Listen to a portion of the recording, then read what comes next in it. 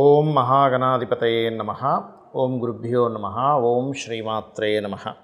అరుణాం కరుణాతరంగితాక్షీం ధృతపాశాంకుశపుష్పబాణచాపాం అనిమాదిభిరావృతాం మయూకైః అహమిత్యేవ విభావయే భవానీం. శ్రీమాత్రే నమః. ప్రేక్షకులకి ఆ లలితాంబిక అమ్మవారి యొక్క అనుగ్రహం పరిపూర్ణంగా కలగాలని మనస్ఫూర్తి కోరుకుంటూ మనం ఈరోజు 2 శుభగ్రహాలు కలుస్తున్నాయి.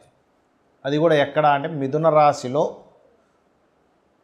శుభగ్రహం 1 గురువు, రెండవది శుక్రుడు. ఈ 2 శుభగ్రహాలు కలిసినప్పుడు ద్వాదశ లగ్నాల వారికి ఎటువంటి ఫలితాలు ఉంటాయి? లగ్నం తెలిస్తే లగ్నం చూసుకుంటే, లగ్నం తెలియదు అనుకునేటువంటి వారు రాశి చూసుకోవచ్చు. మరి ఈ ఫలితాలు పరిపూర్ణంగా కలగాలి అంటే ఏ గ్రహాల యొక్క ప్రభావం వీటి మీద పడి మనకు పూర్తిగా ఫలితాలు రావు అనే విషయాలు తెలుసుకుంటూ, అదేవిధంగా దేశగోచారాల సంబంధంగా ఎటువంటి ఫలితాలు ఉంటాయి అనేటువంటి విషయాలు మనం తెలుసుకుందాం. అయితే ఈ విషయాలు చెప్తుంది నేనైనప్పటికీ కూడా చెప్పిస్తుంది పలికిస్తుంది కూడా ఆ సాక్షాత్ లలితామ్మవారిగా భావిస్తూ ఒక్కొక్క దాని గురించి మనం తెలుసుకుందాం. సింహలగ్నము, సింహరాశి. సింహం వారికి కనుక చూసుకున్నట్లయితే ప్రధానంగా ఇక్కడ ఈ యొక్క గ్రహాలు ఈ శుక్రుడు గురువు లాభస్థానంలో ఉన్నారు. లాభస్థానంలో శుభగ్రహాలు మంచిదే, ప్రాబ్లం ఏం లేదు. కానీ శుక్రుడికి మంచిది కాదు, గుర్తుపెట్టుకోండి ఎప్పుడు కూడా. శుక్రగ్రహానికి 6వ స్థానము, 12వ స్థానము, 6వ స్థానము, 11వ స్థానం అస్సలు మంచిది కాదు. దీనికి ఏమిటంటే నిరూపణ అంటే ఎనీ ధనుర్లగ్న జాతకం తీసుకోండి. ధనుర్లగ్నానికి శుక్ర రాసుల్లో ఉండే గ్రహాలు కానివ్వండి, శుక్రుడు మహాదశ రావడం కానివ్వండి జరిగినప్పుడు వాళ్ళకి మ్యారిటల్ లైఫ్లో లేదా పార్ట్నర్షిప్స్తోని ఖచ్చితంగా 100% వాళ్ళకి ఇబ్బంది వస్తుంది ధనుర్లగ్నం వారికి. మీకు ఇదే ఒక ఉదాహరణ. మరి ఈ సింహలగ్నం వారికి లాభంలో ఉండేటువంటి 2 శుభగ్రహాలు, అది కూడా బుధరాశుల్లో ఉన్నందుకు వ్యాపారాలలో ఖచ్చితంగా గ్రోత్ అనేటువంటిది ఉండి తీరుతుంది, అందులో ఎటువంటి సందేహం లేదు.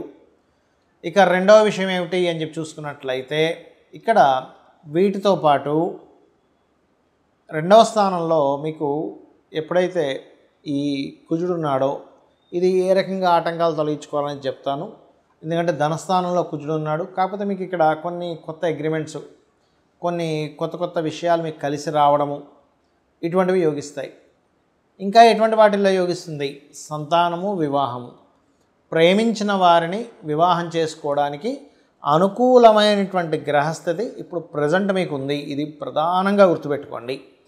అలాగే మరొక విషయం ఏంటంటే ఇక్కడ మీరు ఏదైతే ఈ కుజశనుల యొక్క ప్రభావం ఎలాగ మీరు దీన్ని అర్థం చేసుకోవాలంటే, కుటుంబ సభ్యులు అలాగే ధన సంబంధించిన విషయాలు, అందులో ముఖ్యంగా ఇన్సూరెన్సెస్ నుంచి వచ్చేటువంటి ధనము, లేదా కొన్ని యాక్సిడెంటల్గా ఒక్కోసారి మనం ఖర్చు పెట్టేస్తుంటాం, అటువంటి విషయాల్లో కాస్త జాగ్రత్త వహించాలి ప్రధానంగా. అంటే ఇన్సూరెన్స్ చేయాల్సినవి ఏమైనా ఉన్నాయనుకోండి, వాటిని నెగ్లిజెన్సీ చేయకండి దయచేసి. నెగ్లిజెన్సీ చేయడం వల్ల ఇబ్బంది వస్తూ ఉంటుంది. కాబట్టి అటువంటి విషయాల్లో ఎటువంటి నెగ్లిజెన్సీస్ పనికిరావు. ఇక మరొక విషయం ఏంటంటే ఇక్కడ గమనించుకున్నట్లయితే ఈ నవగ్రహాల్లో ముఖ్యంగా కుజశని గ్రహాల దగ్గర దీపారాధన చేయడము, కాస్త చండీ పారాయణం కానీ, హనుమత్ సంబంధించినటువంటి పారాయణం కానీ చేసినట్లయితే అన్ని విధాలా మీకు బాగుంటుంది. ఇక్కడ ఏంటంటే ఈ 2 గ్రహాలు ఏవైతే కలిసి ఉన్నాయో, ఈ కలిసినటువంటి శుక్రుడు గురువు మీ జన్మజాతకంలో గనక కలిసి ఉంటే మరింత అద్భుతమైనటువంటి ఫలితాలు వస్తాయి, గుర్తుపెట్టుకోండి. అలా కాకుండా మీకు మిథునంలో ఇంకేదైనా పాపగ్రహాలు కనుక ఉన్నట్లయితే కొంత సమస్య నుంచి బయటపడతారు. ఇక్కడ ఎలా అంటే ఏదైనా 2 గ్రహాలు మంచి శుభగ్రహాలు కావచ్చు, పాపగ్రహాలు కావచ్చు, గుర్తుపెట్టుకోండి.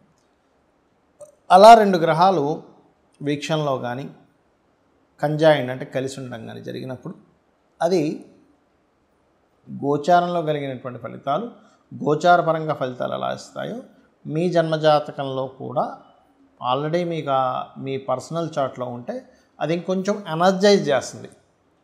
ఓకే, అంటే ఎలాగా అంటే ఒక వ్యక్తి గవర్నమెంట్ జాబ్స్ కోసం చక్కగా ప్రిపేర్ అయ్యాడు. గవర్నమెంట్ జాబ్స్ను వదిలింది అప్పుడే, అంటే టీచర్ జాబ్స్ పోస్ట్ వేస్తున్నాము, లేకపోతే రైల్వేనో, ఏపీఎస్ఆర్టీసీ, బ్యాంకింగ్, వెంటనే ప్రిపేర్ అయ్యి ఉన్న వ్యక్తికి వెంటనే అదొక అవకాశంగా ఆయనకి వచ్చి ఆనందపడి దానిలో సక్సెస్ అవుతాడు. అదేవిధంగా కొన్ని ఉంటాయి, మనుషులు తప్పిదాలు చేస్తుంటారు సాధారణంగా. అంటే అలాగా కొన్ని ఫైన్స్ కట్టకుండాను కొన్ని ఉంటాయి. ఇన్సూరెన్స్ చేయకుండా ఉండేవేవో. అలాంటప్పుడు ఏదైనా ప్రమాదం జరిగింది, అప్పుడేమవుతుంది, అయ్యో ఇన్సూరెన్స్ చేయకపోవడం వల్ల ఇబ్బంది కలిగింది కదా అంటాం.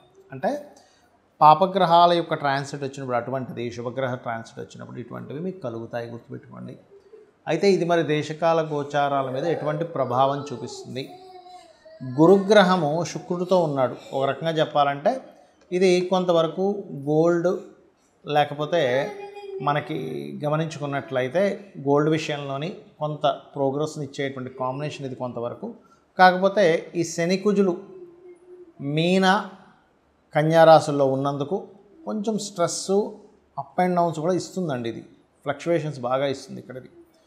దీంతోపాటు గురు సమానులు లేదా టీచర్స్కి, అందులో ముఖ్యంగా స్త్రీ సంబంధంగా, స్త్రీ మూలక సంబంధంగా గురువులకి, లేకపోతే ఆల్రెడీ స్త్రీలు గురుత్వ సంబంధించిన వాటిలో ఉండేటువంటి వారికి కొంత ఇబ్బందులను ఎదుర్కొనేటువంటి యోగాన్ని ఇస్తుంది. అంటే గురుత్వ సంబంధించిన వాటిలో బ్రాహ్మణ్స్కి కావచ్చు, పురోహితులకు కావచ్చు, గురువులుగా చలామణి అవుతున్నటువంటి వారికి కావచ్చు, లేకపోతే మంచి ఆధ్యాత్మిక రంగాల్లో ఉండేటువంటి వారి మీద కొంతవరకు బురద జల్లేటువంటి విషయం కావచ్చు.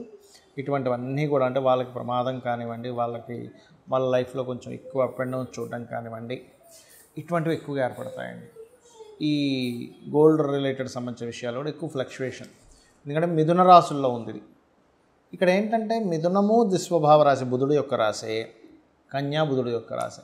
అప్పుడు ఏమవుతుంటుంది, అది ఈ కుజశనులు ఈ 4 దిస్వభావ రాశుల్లో ఎప్పుడైతే మనకి మిథునంలోని, కన్యలోని, ధనస్సులోని, మీనంలోని ఈ 4 గ్రహాల్లో ఉండే గ్రహాలు వాటికి అవి కనెక్టివిటీ పెట్టుకుంటాయి. కాబట్టి ఈ విషయంలో కాస్త జాగ్రత్త వహిస్తూ ఉండాలి. మరి దీనికి పరిహారం ఏంటి యూనివర్సల్గా? ఎందుకంటే అందరికీ జన్మజాతకాలు ఉండవు. ఎందుకంటే జన్మజాతకం కనుకుంటే మీకు లగ్నం నుంచి 12 భావాలు ఏమేమయ్యాయి, లగ్నం ఎలా ఉందో దాన్ని బట్టి మీ యొక్క జీవితము,